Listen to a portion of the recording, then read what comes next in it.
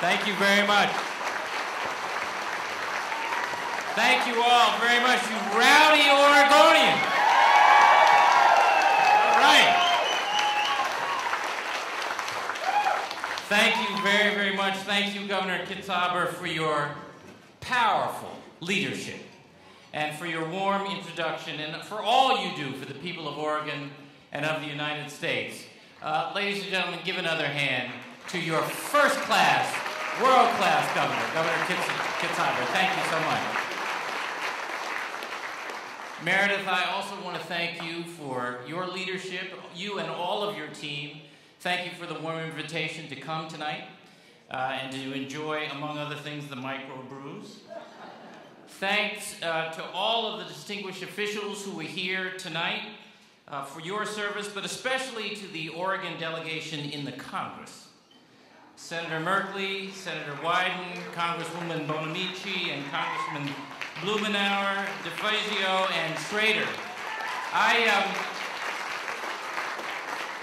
I honor all those who serve the public, but I have to acknowledge the extraordinary challenge of being in service in Washington today. Thanks for your perseverance. And thank you, Oregon Democrats, for having me tonight and for keeping the faith. It's made my great honor to be with you this evening. Tonight I want to build on a couple of the points that the governor so beautifully made, really, and talk about the American dream. Because more than any one candidate, more than any one contest or policy, that's what's at stake right now. Right now.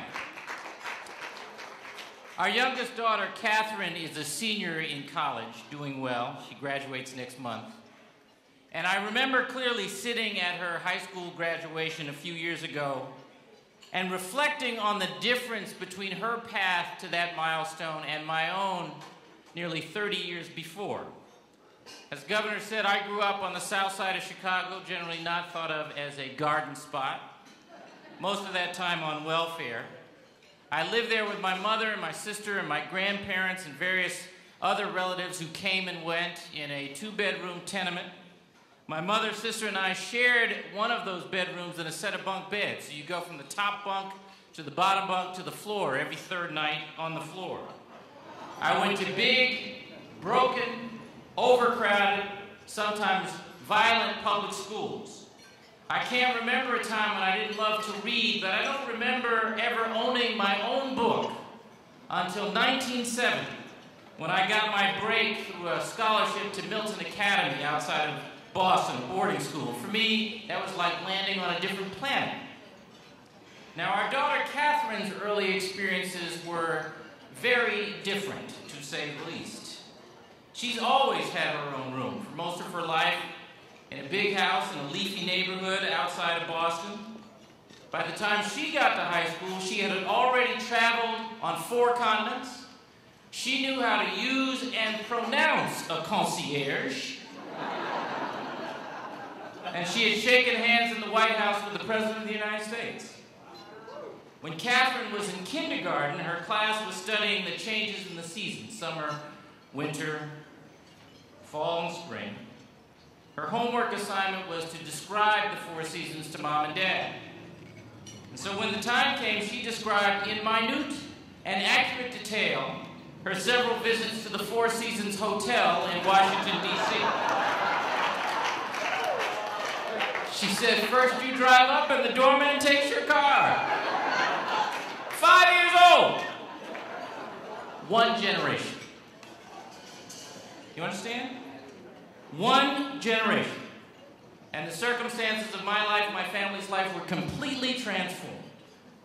Now that story doesn't get told as often as we'd like in this country, but it gets told more often in this country than any other place on earth. That is an American story.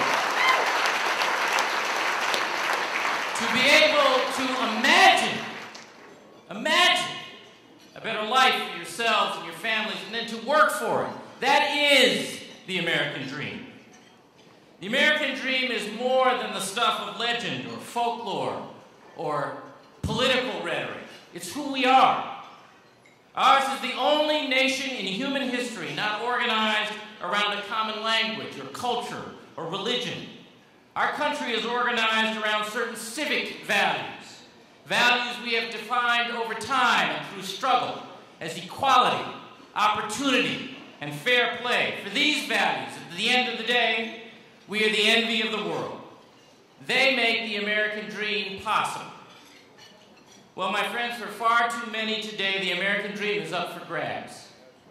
Thanks to the global economic collapse, thousands and thousands of people have lost their jobs, their savings, their homes. Many, maybe some of you, have lost their confidence in our ability to restore the American dream. In Massachusetts, maybe even here in Oregon, some folks harbored doubts about the American dream even before the Great Recession. 5.5 years ago now, when I first came to office, young people and jobs were leaving our state. Roads and bridges were crumbling. We had enacted healthcare reform, but we had yet to implement it. Stem cell research was banned. Our clean energy potential was stuck in ideological stalemate. The poor were in terrible shape and had been for quite some while. The difference was that the middle class were now one paycheck away from being poor and deeply anxious about it. And we had had 16 years of Republican governors, yes, including Mitt Romney, more interested in having the job than doing the job. So we set out on a journey to change that, to revive the American dream. Why? Because I learned from my grandparents what you learned from yours, that each of us in our time must do what we can to leave things better for those who come behind us. And then, just as we were getting started, the economy collapsed. But I didn't cut and run like a bunch of the folks who had had this job before me. I didn't look for scapegoats or lose my temper or my way. Instead, just like families all across our Commonwealth and all across the country, we took a fresh look at our plan. We stiffened our resolve, and with our values foremost in mind, made choices. Like everybody else, we cut state spending and headcount and slimmed down or eliminated programs. But we also chose to invest in education, in healthcare, and in job creation, because we all know that educating our kids, having health care you can depend on, and a good job is the only path to the American dream. And that is why we have moved from 47th in job creation when my predecessor was in office to top 10 today. That's why our students lead the nation in student achievement and the world in math and science. That's why we lead the nation in healthcare coverage, with over 98% of our residents insured, over 99.8% of children. That's why we lead the nation in energy efficiency and veteran services. That's also why in Massachusetts you can marry whomever you love.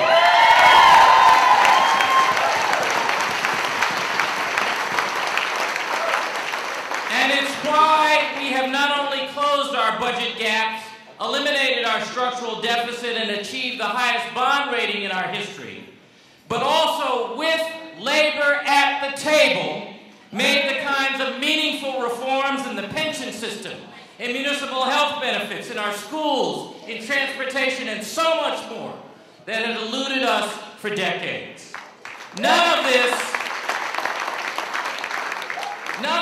is happening by accident. It's happening because of the choices we are making. Choices based on our values, based on a commitment to having government do its role to enable the American dream. We have much, much more to do, of course, but we are on the right track because we place our faith not in unfettered markets or angry rhetoric, but in our values and our common sense, in the American dream itself.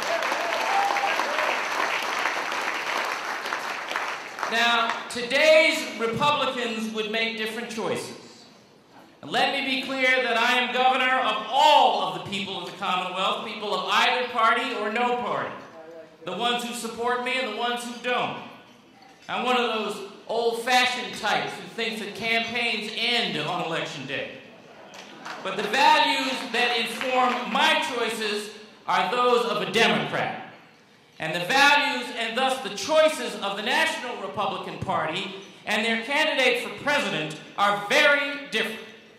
And coming into 2012, we ought to be crystal clear about that. You know, after you cut through all their slogans, all that today's Republicans are saying that if we just shrink government, cut spending, crush unions, and wait, all will be well. Of course, history has proven that thesis wrong time after time. I mean, think Herbert Hoover. Right? You don't have to go back that far. Just think George W. Bush. But here's the thing. Republicans don't actually mean what they say. Think about it. The same folks who say that government should be small and spending should be limited are responsible in the Bush administration for the biggest run-up in the size of the federal government and the largest increase in the federal deficit in the history of the United States. The same folks who attack the principle of public sector collective bargaining today will make an exception for any union who endorses their candidate. The same folks who say that jobs should be a top priority oppose every jobs plan Democrats propose and have no jobs plan of their own. It doesn't stop there. The same folks who say religious fundamentalism is a danger abroad are busy promoting it right here at home.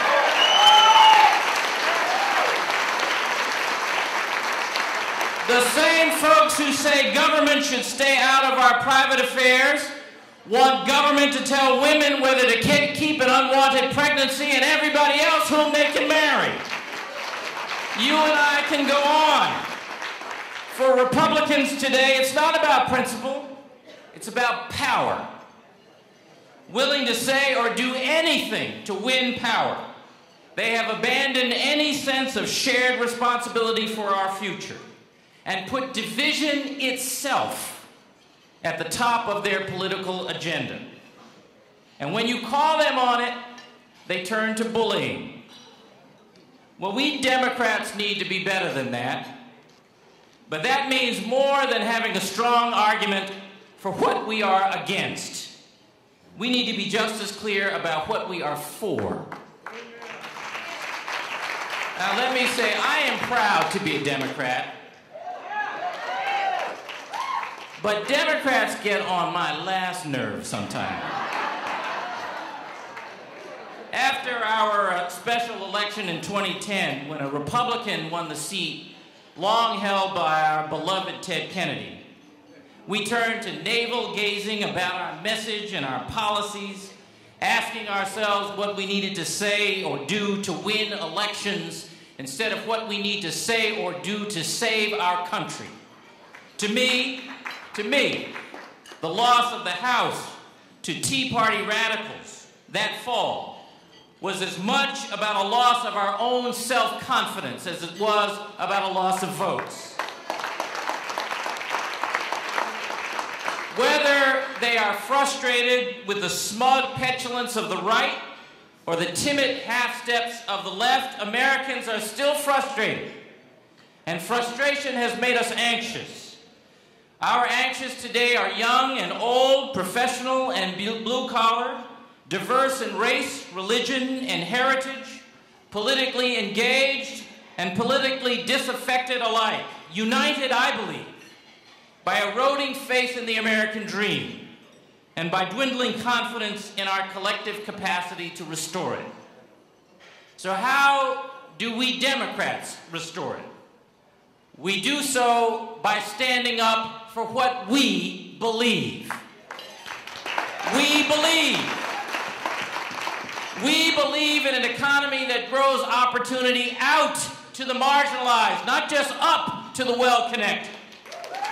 We believe government is about people, not abstract policy, and that government has a role to play, not in solving every problem in everybody's life, but in helping people help themselves. We believe that we owe the next generation a better country than we found, not quick fixes that push the real solutions off to another day. We believe that in good times and in crises alike, we turn to each other, not on each other. That we have to lift each other up, not tear each other down. We believe in the American dream, and that it ought to have real meaning in people's lives. Well, let me just say, if that's what we believe, here is my message, Democrats, plain and simple. If we want to win elections in 2012, if we want to keep Barack Obama in the White House and move our country forward,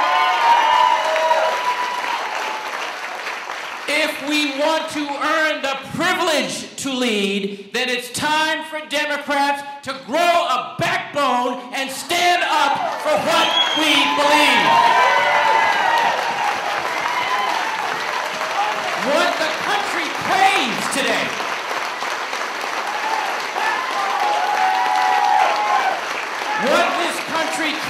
today and what Democrats can offer is not the politics of convenience and cleverness.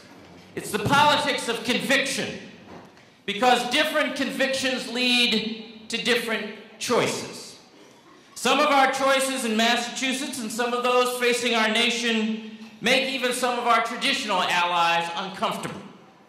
But the times demand more than making each other comfortable.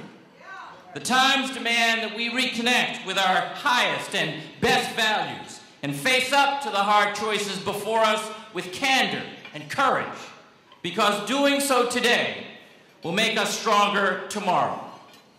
I am proud of the work we are doing to restore the American dream at home in Massachusetts, and of the work that the President is doing to restore it across this country. But as a resident of the Commonwealth, as a Democrat, and as an American, I'm not yet satisfied. And you can't be satisfied either. We can't be satisfied until every single resident who seeks work can find it. We can't be satisfied until a great school and a great teacher is within reach of every child, not just the kids in wealthy suburbs.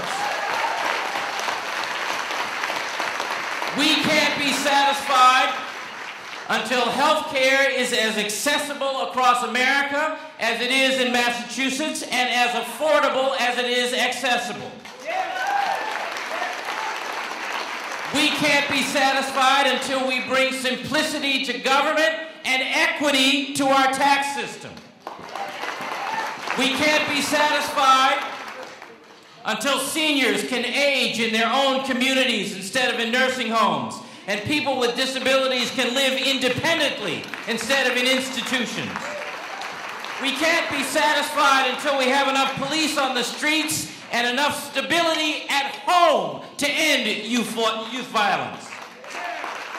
We can't be satisfied until we start treating others as Scripture teaches, the way we ourselves want to be treated, even if they walk the streets in hoodies or come from a foreign land. We cannot be satisfied. We have a generational responsibility we have to bear here, and we cannot be satisfied until we bear that responsibility to leave this place better than we found it. So Democrats, quit waiting for pundits and polls to tell us who the next senator or member of Congress or president is going to be. Americans shape our own future by running on our values and working at the grassroots. That is precisely what we did together in 2008. In 2012, let's do it again. And you can start, my friends, by standing up for President Obama.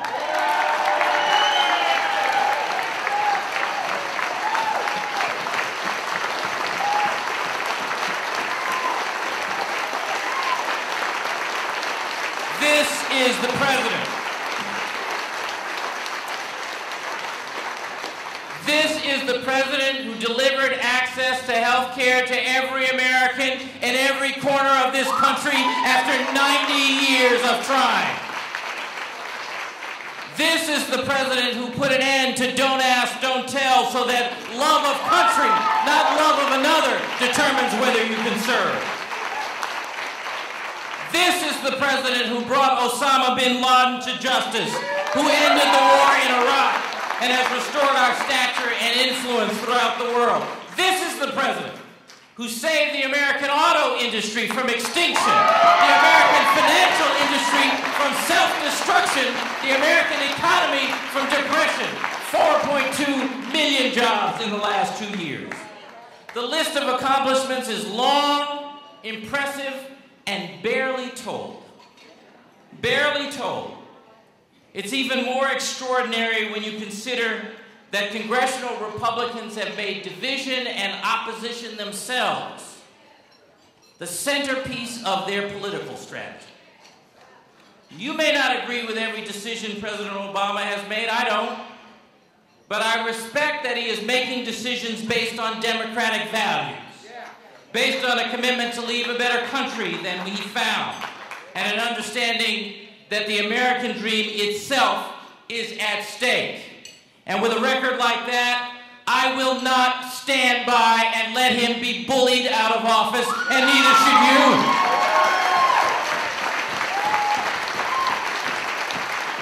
So I'm in for 2012. Are you in? Are you in? All right then. Then reach down deep, deep, and remind yourselves and everyone you encounter why we're in and what kind of future we want to shape. Let me make the stakes as real as possible. There's an elementary school in Boston called the Orchard Garden School, chronically underperforming on every measure. Its record was poor, its spirit was broken, and its reputation was a wreck. No matter how bad things were in any other urban school in the city of Boston, you could hear people say, well, at least we're not Orchard Gardens. Thanks to a whole host of new rules and tools we enacted, Orchard Gardens is turning itself around, closing its achievement gap. I went to visit a year ago to meet the purposeful new principal and his team and hear about their plans to improve attendance and engage parents. They extended the school day by an hour and a half and filled it with experiential learning and art and music and exercise. The head of pediatric psychology from a local hospital comes to the school to consult with faculty and parents on the toughest personal issues in students' home lives. They even introduced school uniforms. In less than a year, proficiency measures at Orchard Gardens had improved 70%. The school has gone from being a place shunned and scorned by parents to one that boasts a long wait list for admission. From one of the worst schools in the city to one of the best in the state. The kids, their families, the community are engaged and proud, so am I. Today's Tea Party Republicans tell us that those first graders from Orchard Gardens, they're on their own. On their own to deal with their poverty, with ill-prepared young parents, maybe who speak English as a second language, with an under-resourced and all-around depressed public school, with neighborhood crime and hopelessness, with no access to nutritious food and no place for their mom to cash her paycheck, with a job market that needs skills they don't have, with no way to pay for college. But those Orchard Gardens kids should not be left on their own. Those are our kids. Those children are America's children, yours and mine.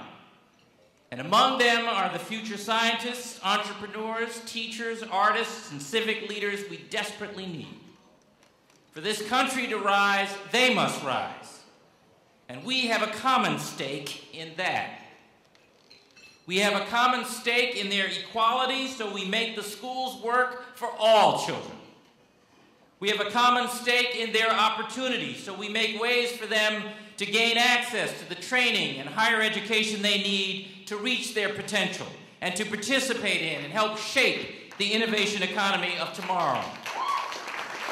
We have a common stake in assuring that the systems by which they are measured and held accountable are fair, that the playing field is level. We work for good government because good government makes these things possible. We do it because faith in the American dream still defines what it means to be American, and because the American dream is real when it's real in the lives of all kids. At the end of my visit to Orchard Gardens a year ago, the first grade, led by a veteran teacher, gathered to recite for me. It was beautiful. After a short poem about multicultural tolerance, they recited much of the I Have a Dream speech. And when I started to applaud, overcome as I always am by that speech, the teacher said, "Not yet." Then she began to ask those 6- and 7-year-olds questions. What does creed mean? What does nullification mean? Where is Stone Mountain? And as the hands shot up to answer her questions, I realized that she had taught the children not just to memorize, but to comprehend what they had recited. This past February, 1 year after my visit, 20 first graders from the Orchard Garden School arrived in Washington, D.C. on what was for most of them their first flight on an airplane. They went to practice reciting I Have a Dream one more time, this time under the towering monument honoring Martin Luther King Jr. on the National Mall. And later that afternoon, along with their bashful principal and their dynamic, loving teacher, they went to the White House to recite for the President of the United States. Watching them run around the South Lawn, burning off nervous energy while they waited, or gawking at the unfamiliar splendor of the interiors, or asking where the bathroom is, or staring in bug-eyed disbelief when the President walked into the diplomatic reception room, they could have been any 6- or 7-year-old. And yet I'm certain that they felt important that day simply because someone made them feel worthy. It was extraordinary that that someone was the President of the United States. But what matters most is that someone made them feel worthy. They could have been any 6- or 7-year-old. They should be every 6- or 7-year-old.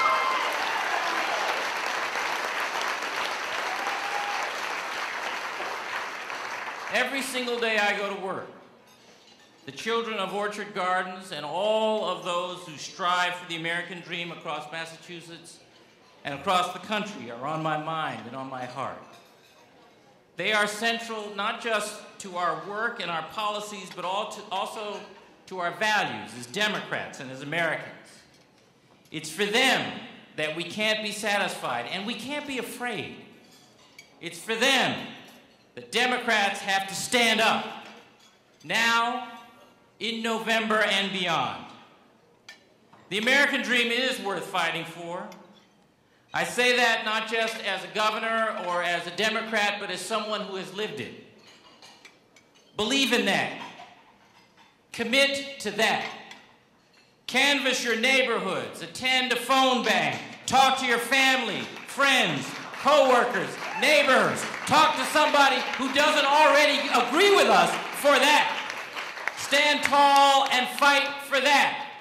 And if we do, I am so confident that with optimism and effort and the grace of God, we will win in November. We will deserve to win, and then we can finish the work that we started.